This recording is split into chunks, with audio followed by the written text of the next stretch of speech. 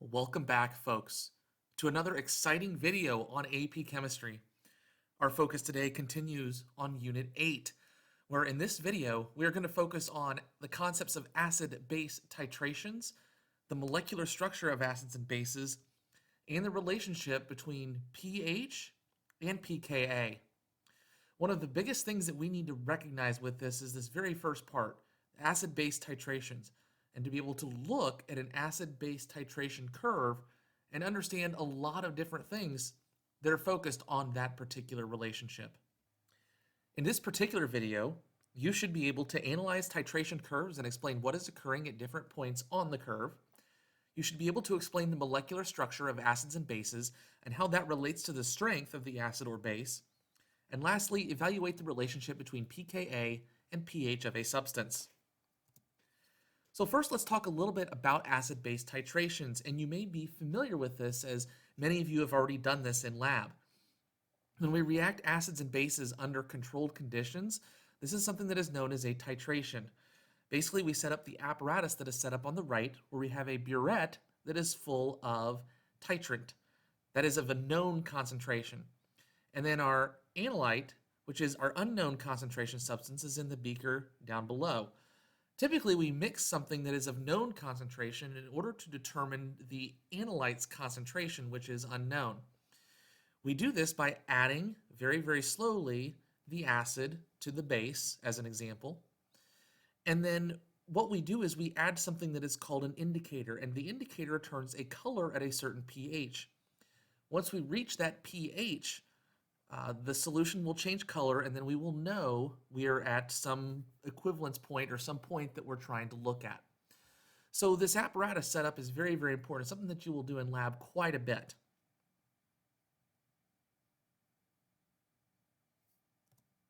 The result of this reaction is what is known as a titration curve.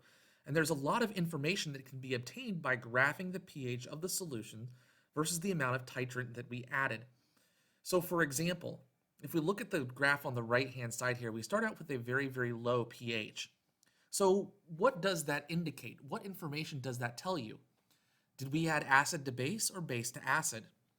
Well, our starting solution that is in the flask must have been the acid because of the starting pH being very, very low. Notice that when we add significant amounts of base, the pH doesn't really change that much until we get close to the equivalence point. The equivalence point is where the moles of titrant equals the moles of analyte. So that's something that's very important because we can utilize that in stoichiometric ratios to determine a variety of different factors. Notice that as we get closer and closer to the equivalence point, each milliliter of titrant added changes the pH more significantly. So when you do perform a titration, it's very important that as you get closer and closer to the equivalence point, you go very, very slowly. One or two small drops can have a significant impact on your data and your results. So how do we know that we've reached the equivalence point? Well, the use of an indicator results in a color change at a certain pH. This color change is known as the endpoint. Make sure you do not confuse the equivalence point versus the endpoint. The endpoint is simply where the color changes, where the equivalence point is where the number of moles of each are the same, the titrant and the analyte. The endpoint doesn't always mean the equivalence point. For example, look at the slope here. Notice that when the solution has a pH of 9 through 5, that it essentially has the same amount of milliliters added to the solution. So we can use an indicator solution that changes color at a pH of anywhere between 5 and 9 and roughly get the same amount of titrant added.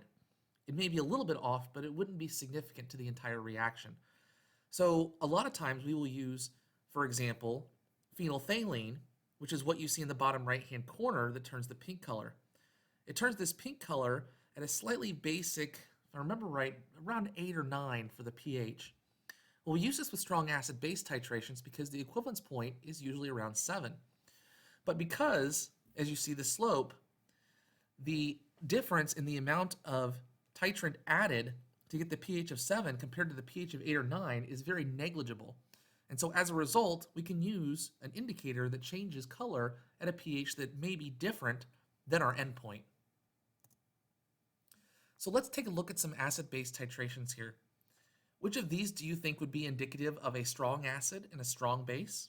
And what would be indicative of a weak acid and a strong base? Well, the first thing I want you to take a look at is where the equivalence point is located. Notice that on the left-hand side here, we have an equivalence point that is located at 7. That's a very strong indication that that is a strong acid, strong base titration. Notice when I start with our initial, when we start adding in base, that the pH actually changes fairly rapidly, but then very much levels out for a more extended period of time. It then races up to an equivalence point that is beyond 7 and then goes after equivalence. Well, this is very indicative of a weak acid, strong base titration. The reason we have kind of that initial jump and then that long period where the slope is very, very small is because the weak acid is going to act as a buffer solution. And we'll talk more about that when we get to buffer solutions a little bit later on. So when using weak acids and bases, the point halfway to the equivalence point is known as the half equivalence point. That is basically when you're halfway done getting to the equivalence point. At this point, the concentration of your acid is equal to the concentration of your conjugate base. That's very, very useful because that also indicates that the pH is equal to the pKa when the acid and conjugate base concentrations are equal.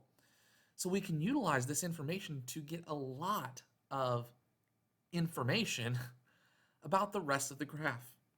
So for example, if we know here that the half equivalence point is at a pH of 4.95, then that must also be the pKa, unless the Ka is equal to 10 to the negative 4.95, as indicated by the opposite of taking the log, the inverse of the natural log, 10 to the power of.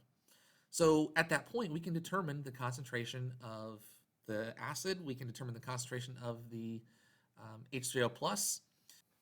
Because the concentration of the acid is equal to the concentration of the conjugate base, that also indicates our hydronium ion concentration, as 1 unit of acid will produce 1 unit of conjugate base and 1 unit of hydronium ions. So again, we can get a lot of information from this in determining pH, concentrations of hydronium ions, Ka value, etc. for a weak acid or base. Polyprotic acids, poly meaning many, can give more than one proton. H2SO4 is an example, H3PO4, but also notice the successive Ka values. The Ka value for losing the first proton of H3PO4 is 7.5 times 10 to the negative third. Notice that K value significantly decreases as it goes down. Remember that as the K value decreases or the pK value increases, our acid is becoming weaker and weaker as we move along. So do keep that in mind, that we can give multiple protons if our acids are polyprotic. That can also be indicative on a polyprotic acid-base curve. Titration curves can be used to determine the number of acidic protons, and major species can be identified along the way with the pKa with each proton being released. So let's just assume that this is carbonic acid, H2CO3. That has 2 protons that it can give. So notice you have 2 midpoints and you have 2 equivalence points. Well, we can determine the amount of each individual species that is in the reaction based on where we are on the reaction curve. So for example, if I look at where point 1 is on the graph, I know there that I have more H2CO3 than HCO3 because I have not reached my first midpoint yet. Once I reach my first midpoint, remember that the concentration of the acid is equal to the concentration of the conjugate base. So at 2, our H2CO3 concentration is going to be equal to our conjugate base. In number 3, because we are before our second midpoint, that tells us information about the second loss of a proton, and that our HCO3 minus is in greater concentration than our CO3 2 minus. At step 4, those are going to be equal as well. And then in step 5, we have significantly more carbonate ion than we do HCO3 minus.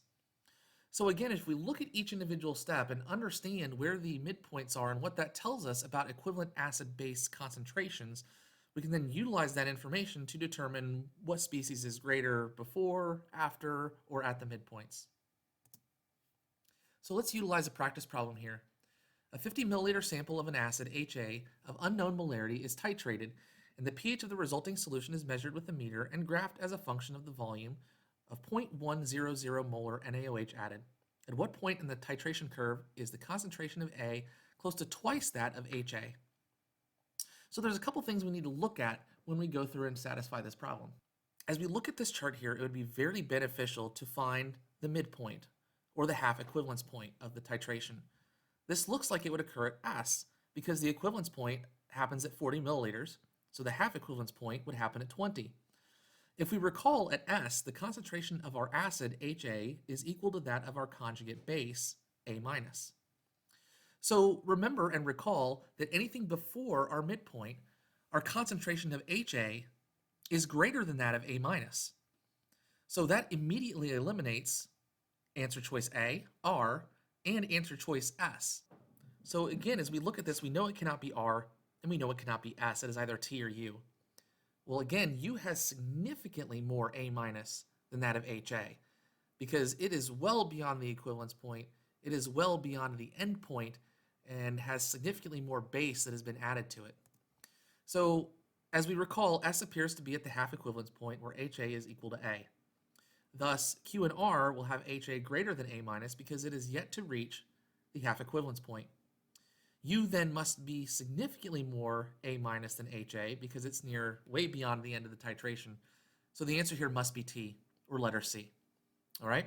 So again, by looking at the half equivalence point and thinking about how much concentration we have before and after that value, we can determine a lot of very useful information about the concentration of the solutions based on the pH curve. A couple other things to keep in mind.